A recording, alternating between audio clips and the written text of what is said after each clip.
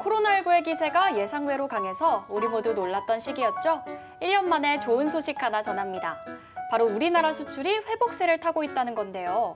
지난달 수출이 전년 동기 대비 9.5% 증가했다는 반가운 소식이 들립니다. 그 1등 공신 중 하나가 바로 반도체인데요. 8개월 연속 수출이 증가했고 시장에서 좋은 흐름을 보이면서 슈퍼사이클에 돌입했다는 평가가 나오고 있습니다. 오늘 BGN 라이프에서는 호황을 맞이한 반도체 업계의 현 주소와 앞으로의 전망을 짚어봅니다.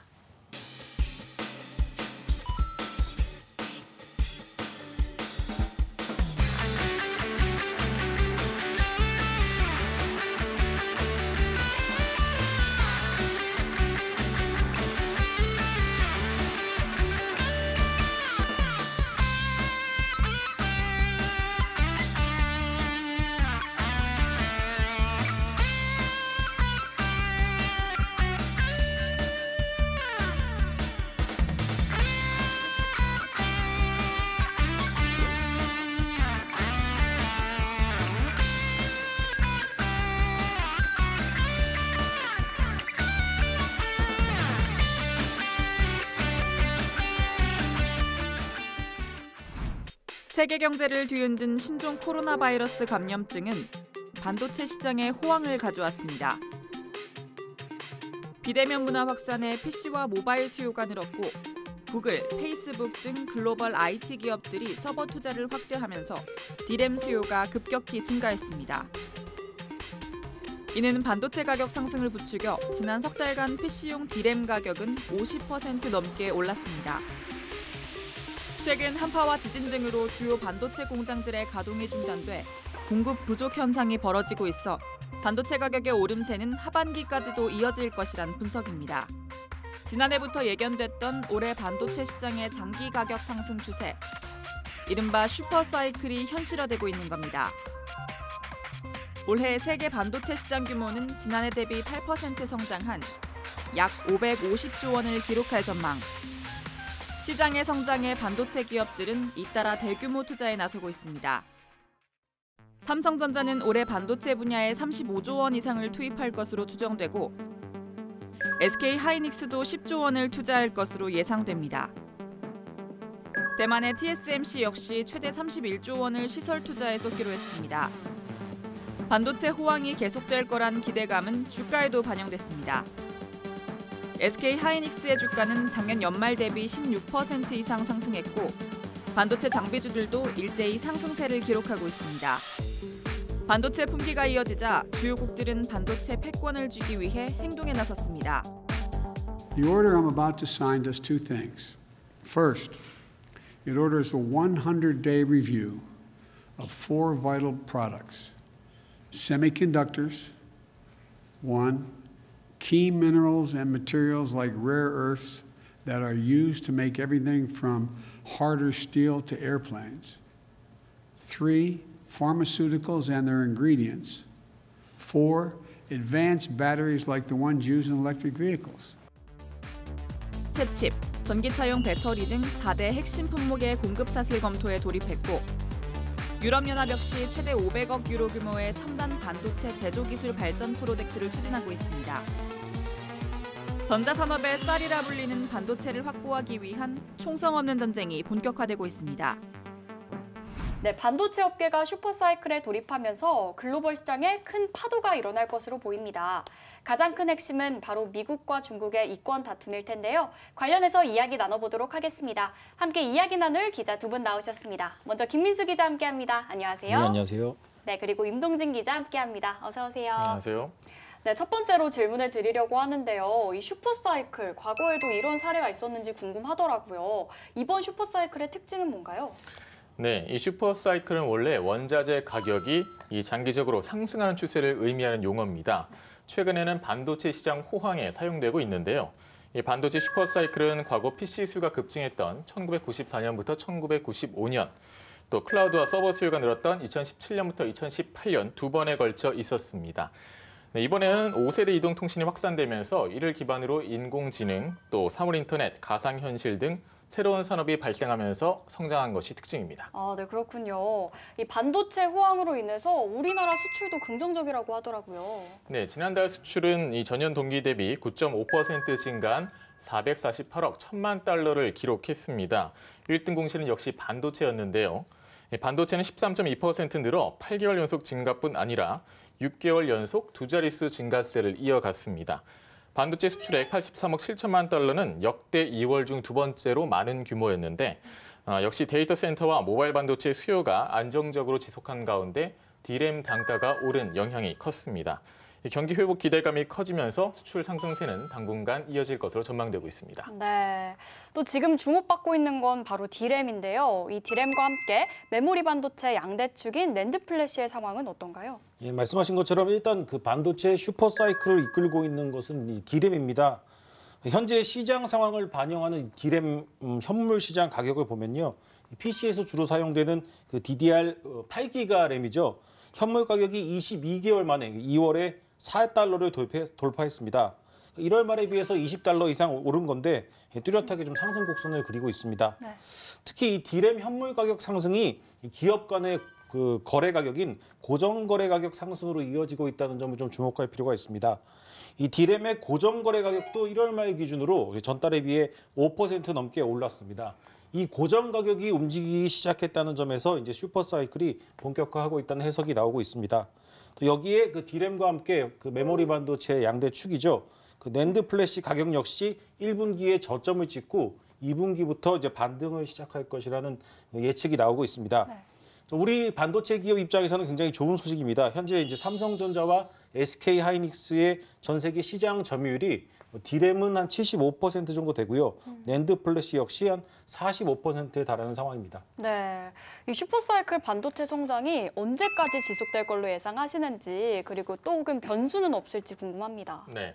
지난 2017년부터 2018년 슈퍼사이클의 경우에는 공급 과잉으로 2019년에 이 반도체 D램 가격이 폭락하는 일이 있었는데요. 네, 이번에도 내년 하반기쯤에는 가격 상승이 끝날 것이라는 전망이 나옵니다. 아무래도 반도체 공급이란 게 이 공장이 증설되고 나서 한 번에 반도체 양이 확 늘어나다 보니까 이 계단식으로 증가할 수밖에 없는데요. 따라서 2023년 정도에는 단기 조정을 받을 것이란 이런 관측이 나오고 있습니다. 하지만 지난 사례가 있기 때문에 공급자들도 가격에 대한 관리를 철저히 할 것으로 보이고요. 이 장기적으로 보면 자율주행차가 반도체 시장을 이끌 것으로 분석되고 있습니다. 네, 각국의 탄소 중립 정책에 따라 2030년에는 신규 자동차의 30% 이상이 전기차 또 자율주행차로 바뀔 전망인데요. 따라서 그때까지 반도체 시장은 꾸준히 우상향할 것으로 전망되고 있습니다. 네, 반도체 시장을 둘러싼 미중 간 갈등이 표면적으로 드러나고 있습니다. 앞으로 어떻게 전개될지도 궁금하고요. 이 영향으로 우리 기업들은 어떤 영향을 받게 될지도 궁금합니다. 네, 우리 기업들은 슈퍼사이클이 예상되는 만큼 이 기회를 놓치지 않기 위해 적극적인 투자에 나서고 있는 상황입니다. 특히 삼성전자는 19조 원 규모의 반도체 공장 신설을 놓고 미국의 텍사스주와 애리조나, 뉴욕 지역을 검토하고 있는 상황입니다. 따라서 바이든 미국 대통령이 반도체 관련 주요 품목의 공급망에 대한 검토를 지시한 것은 이 호재가 될 수 있는데요. 미국이 반도체에 대한 중국 의존도를 낮추기 위해 해외 기업의 인센티브를 높이는 전략을 취할 수 있기 때문입니다. 다만 반도체 시장 큰손인 중국의 눈치를 봐야 한다는 것이 변수인데요. 현재 반도체 수출의 절반이 중국에서 나오고 있는 만큼 미국에 대한 교류와 투자 확대가 자칫 중국의 눈밖에 날 경우 난감한 상황이 될 수 있기 때문입니다. 네. 또 전 세계적인 반도체 호황 속에 투자가 이어지면서 인재를 확보하려는 움직임도 빨라지고 있다고요. 예, 앞서 임농진 기자가 얘기했던 것처럼 전 세계적으로 반도체 기업들이 투자를 늘리고 사업 계획을 수정하고 있습니다. 반도체 슈퍼 사이클을 앞두고 있기 때문인데 투자를 늘리고 설비를 늘리면 그만큼 인력이 더 필요합니다. 특히 반도체는 이제 경쟁사와 비교해서 좀 압도적인 우위를 점하기 위해서는 기술력이 굉장히 중요하고 그 저변에 풍부한 그 R&D 인력이 뒷받침돼야 합니다. 하지만 이 단기간에 인력을 키우기가 힘들고 확보하기 어렵기 때문에 결국에는 이제 뺏고 뺏기는 전쟁이 시작될 수밖에 없습니다. 특히 이제 중국이 반도체 굴기를 시작하면서 이게 인재의 블랙홀이 되고 있는데 중국의 경우에는 두세 배 높은 연봉은 기본이고요. 사택이나 여러 가지 혜택을 주면서 반도체 인재들을 끌어들이고 있습니다.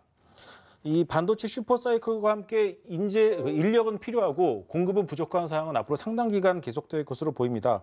때문에 이렇게 전 세계적으로 핵심적인 반도체 필수 인력에 대한 인력 빼가기 경쟁은 앞으로도 굉장히 상당 기간 지속될 전망입니다. 네, 말씀 감사합니다. 이 반도체 시장이 뜨거워진 만큼 미국과 중국을 중심으로 글로벌 시장에서 앞으로 다양한 전략과 규제들이 등장할 것으로 보입니다.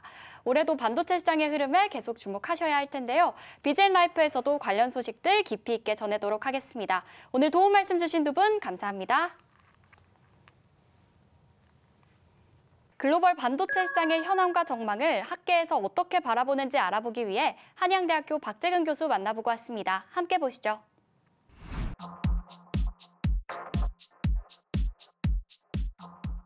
지금 전 세계적으로 이제 반도체 부족 현상, AP 쪽도 부족하고요, 메모리 반도체도 부족하고, 차량용 반도체도 부족해서 아마 이제 바이든 정부에서 미국도 좀 준비를 해야 되겠다는 그런 이제 정책이 나오는 것 같습니다.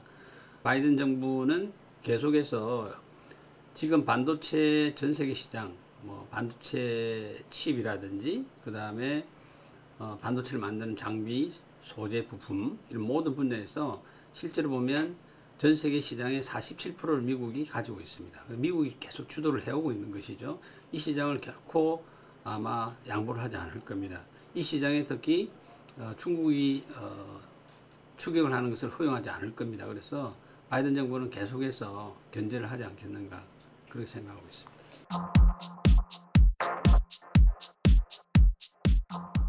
중국은 우리의 또 커다란 메모리의 시장입니다.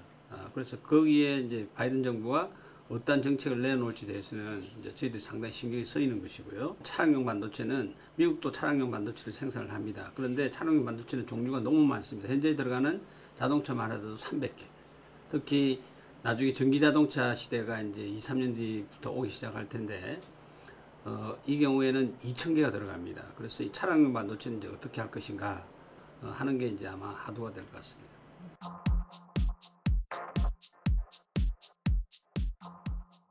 앞으로 2, 3년 뒤에 되면 4차 산업혁명의 산업 분야, 그러니까 5세대 이동통신 기반으로 해서 이제 새로운 산업 분야가 만들어지는데 대표적인 게 인공지능이지 않습니까? 그리고 사물 인터넷, AR, VR, 로봇 드론, 2030년까지는 탄소 중립 때문에 전 세계에서 적어도 한 30% 이상은 신규 자동차는 전부 전기 자동차가 되는데 여기에는 자율주행의 기능이 들어가는 겁니다. 자, 이 분야는 반도체가 아까 말씀드린 것처럼 새로운 반도체가 굉장히 많이 사용됩니다. 이럴 기회에 이런 2,000개 이상의 새로운 반도체에 들어가는 것을 설계를 해야 되죠. 그래서 국내 팹리스 회사를 이 기회에 다시 한번 생태계를 재육성할 필요가 있다. 정말 좋은 기회다. 그동안 이제 정부에서 국내 팹리스 회사, 설계만 한 회사입니다. 를 육성해왔지만 시장이 잘 형성되지 않아서 그렇게 성공하지 못했습니다. 그런데 이번 기회야말로 대만처럼 우리 국내의 팹리스, 특히 벤처 회사들을 육성할 필요가 있다. 그렇게 하기 위해서는 정부에서 R&D 자금도 지원해 줘야 되고, 그 다음에 성장 펀드 이런 거 만들어 줘야 되겠죠. 그리고 또 늘 이야기 나오는 거지만 규제를 좀 풀어줘야 된다. 그렇게 하면 또 이런 새로운 기회를 우리가 가질 수 있다. 이렇게 생각하고 있습니다. 1983년 삼성전자가 반도체 산업에 본격적으로 뛰어든다고 선언했을 때 성공을 점친 사람은 적었다고 하는데요. 이제 반도체는 전자산업에서 빠질 수 없는 핵심이기도 하고 우리나라의 반도체 기업도 빠른 속도로 성장해 왔습니다. 이 반도체 업계가 슈퍼사이클에 진입한 만큼 앞으로의 상황도 기대되고 있죠. 오늘 시장 상황 알아보는 시간 마련했습니다. 도움 말씀 주시기 위해서 현대차증권 노근창 센터장님 나오셨습니다. 안녕하세요. 안녕하세요. 네, 반갑습니다. 네, 반갑습니다. 네, 첫 번째 질문부터 드리려고 하는데요. 네. 이 연초에 코스피가 3,000을 돌파하면서 이 시장이 화랑되는 모습을 보였습니다. 네. 네, 지금은 이제 시장이 조정되는 모습을 보이고 있는데요. 네. 이런 상황에서 반도체 관련주의 흐름 긍정적으로 볼 수 있을까요? 예, 올해는 특히 이제 본격적으로 실적이 좋아지는 시점이고, 그리고 시장이 이제 예상했던 게 이제 디램 가격이 2분기부터 반등하고, 네. 그리고 낸드 플래시 가격은 3분기에 반등할 거로 예상했는데, 디램 가격은 1월부터 반등하고 있고요. 네. 그리고 낸드 플래시 가격은 2분기부터 오를 것 같습니다. 그만큼 비대면 수요, 그리고 그에 따른 서버 투자, 그리고 재택근무에 따른 노트북 수요가 동시에 어쨌든 겹치면서 네. 올해 반도체 업황은 상당히 양호한 흐름을 1월부터 전개가 되고 있는 상황입니다. 네, 또 반도체가 슈퍼사이클에 접어들었다지만 이 반면에 반도체 공급 차질로 인해서 다른 문제들이 나오고 있더라고요.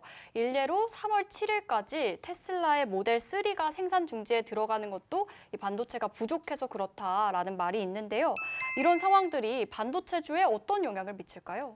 사실은 이제 그 자동차 반도체 공급 부족이 좀 심각한 상황이고, 그래서 대만에 이제 예주 생산하는 이제 바운드리 회사들이 이제 일부 설비를 IT에서 이제 자동차로 좀 전환을 할 겁니다. 그래서 그런 부분들도 시간이 지나면 완화되겠지만, 일단은 지금은 완제품 회사들이 혹시나 조기에 반도체를 확보 못해서 완제품을 못 만든다는 불안감이 커서 재고 축적 수요가 강하게 나타나고 있고요. 우리가 보통 안전재고라고 얘기하는데, 그 안전재고 일수 자체가 늘고 있기 때문에 결국은 반도체 가격 상승에 가장 큰 역할을 단기적으로 하지 않을까 보고 있습니다. 네, 그렇군요. 사실 지금도 공급 부족으로 인해서 디램 가격이 많이 오른 상태인데요. 그런데 이 디램 생산 라인을 바로 늘릴 수가 없기 때문에 하반기에도 공급 부족이 계속해서 더 심화될 거라는 의견이 나오더라고요. 거기다가 차세대 디램에 대한 소식도 들리면서 교체에 대한 문제도 제기가 되는데요. 이에 대한 반도체 업계의 반응이나 입장은 어떤가요? 뭐 당연히 지금 설비 증설도 해야 되지만, 또 한국 같은 경우에는 이제 메모리 반도체 투자만 중요한 게 아니라 또 네. 우리 비메모리 투자가 중요합니다. 그래서 바운드리에 대한 투자를 또 같이 해야 되고, 삼성 같은 경우에는 또 SK 하이닉스는 또 작년에 이제 인수를 결정한 네. 인텔에다가 낸드 SSD 대금을 올해 70억 불을 줘야 됩니다. 그만큼 대금을 주면 그만큼 설비 투자를 못 하겠죠. 그래서 그런 투자의 문제점은 분명히 있는 거고요.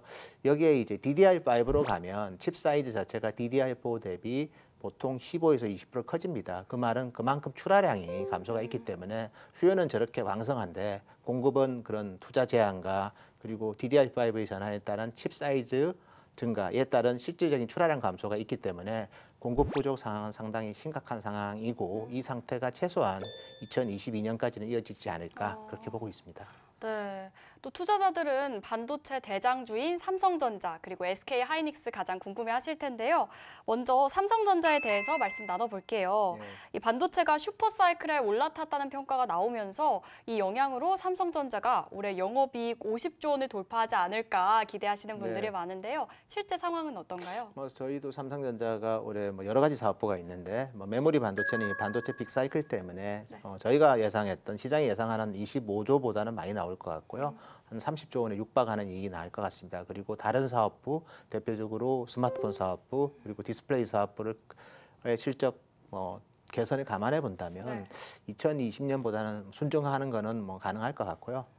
저희는 일단 50조 원 정도 보는데, 그게 시장의 현재로서는 가장 낙관적인 전망치이기 때문에 최종적인 수치는 좀 시간을 두고 점검할 필요가 있을 것 같고, 가능성은 일정 부분 있지 않을까 그래 보고 있습니다. 반면에 SK 하이닉스 같은 경우에는 올해 저희도 한 11조 정도 보는데, 통상적으로 하이닉스보다 삼성전자의 메모리 이익이 3배 정도 많기 때문에 이론적으로 SK 하이닉스가 한 11조 정도 나온다면 삼성전자 메모리 이익은 시장 예상치보다 훨씬 좋은 30조 이상도 나올 수 있지 않을까 그렇게 예상하고 있습니다. 네, 알겠습니다. 그런데요, 이 파운드리 부문에서 삼성전자가 기업 점유율 세계 1위인 대만 TSMC에 비하면 많이 뒤처져 있는데요. 삼성전자가 현재 어떤 전략으로 대응을 하고 있는지, 그리고 앞으로 1위 등극 가능성이나 혹은 점유율을 더 가져올 가능성은 있나요? 예, 삼성전자는 이제 기본적으로 이제 첨단 공정에 대한, 우리가 보통 선단이라고 하는 그 EUV 7나노 이하 쪽에 집중을 하고 있고요. 자연스럽게 이제 TSMC의 선단 공정 상황을 보면 7나노, 5나노의 공장 가동률이 100%가 넘습니다. 그래서 실질적으로 삼성전자로 이제 고객들이 올 수밖에 없는 구조라는 거 먼저 말씀드리고 싶고요. 두 번째는 이제 세계 1등을 하려면 생산 캐파가 TSMC 수준 또는 그 이상으로 해야 됩니다. TSMC가 지금 캐파가 월 100만 장이거든요.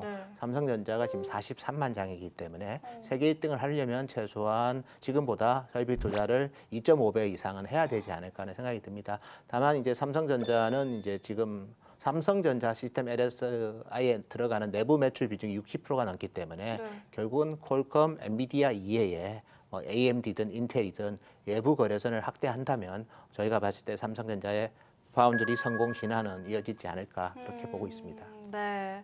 또 글로벌 디램 시장 점유율을 보면요. 삼성전자가 압도적이고 그 뒤를 SK 하이닉스가 쫓고 있습니다. 그래서 이 두 기업이 1, 2위를 다툰다고는 하지만 사실상 점유율에 있어서는 조금 차이가 있는데요. 그런데도 지금 이 상황이 SK 하이닉스 주가에 더 긍정적으로 반영이 되는 모습을 보이고 있습니다. 이유가 뭘까요? 지금 호황인 거는 메모리 반도체고요. 나머지 스마트폰, 디스플레이 이런 쪽은 일부 이제 반도체 부품 수급이 원활치 못하기 때문에 시장의 예상보다는 좀 부진할 수는 있습니다. 그래서 지금은 메모리 반도체는 가격이 오르는 거고 그 가격이 오르면 예를 들어서 스마트폰 같은 경우에는 원가가 오르는 거지 않습니까? 그렇죠. 그래서 메모리 가격에 100% 다 노출되어 있는 SK 하이닉스의 주가 흐름이 완제품을 갖고 있는 삼성전자보다는 주가에 좀 더 우호적인 측면이 있는 건 사실입니다. 네. 또 반도체 대장주로는 앞서 말씀드렸듯이 삼성전자, 또 SK 하이닉스 꼽을 수 있을 텐데요. 그런데 실질적으로는 관련 중소기업들이 더 많은 영향을 받을 것 같습니다. 관련주로 어떤 업종을 살펴보는 게 좋을까요? 당연히 이제 메모리 가격이 오르니까 올해 같은 경우에는 이제 반도체 소재 회사들 계속해서 예의주시해야 될 것 같고 작년에도 주가는 흐름은 좋았지만 올해는 이제 실적이 좀 좋아질 가능성이 크기 때문에 반도체 소재 회사들 긍정적으로 보셔도 될 것 같고요.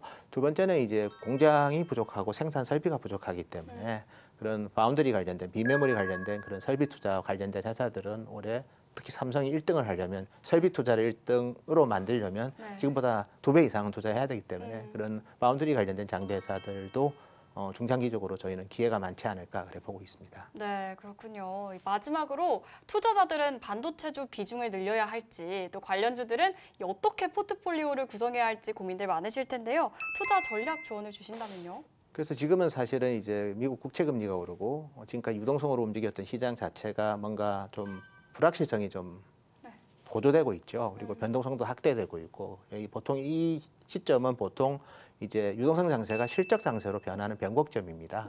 금리가 오르면 확실히 실적이 좋은 회사로 오히려 포트폴리오를 압축하는 성향이 있거든요. 그렇게 본다면 실적 개선주의 가장 중심에 반도체 업종이 있기 때문에 실적 장세 시즌에는 반도체 업종으로 포트폴리오를 재편하는 전략이 저희는 중장기적으로 유효하지 않을까 그렇게 예상하고 있습니다. 네, 말씀 감사합니다. 오늘 반도체 시장의 흐름 그리고 투자를 위한 조언까지 들어봤습니다. 오늘 도움 말씀 주셔서 감사합니다. 감사합니다. TV나 라디오에서 사용됐던 커다란 진공관, 그걸 대체할 수 있는 기술로 나온 게 바로 반도체였습니다. 시간이 지날수록 좁은 면적에 더 많은 트랜지스터를 넣을 수 있게 되면서 반도체 산업이 성장하게 됐죠. 기술이 기계를 바꾸고 문명을 주도하는 현실을 실감하게 되는데요. 기술을 어떻게 사용할지 그 방향을 고민하는 건 인간의 몫이 아닐까요? BJ 라이프는 산업과 문명의 방향을 함께 읽는 방송이 되기 위해 노력하겠습니다. 다음 시간에도 좋은 정보로 다시 찾아뵙겠습니다. 감사합니다. 감사합니다. 감사합니다. 네.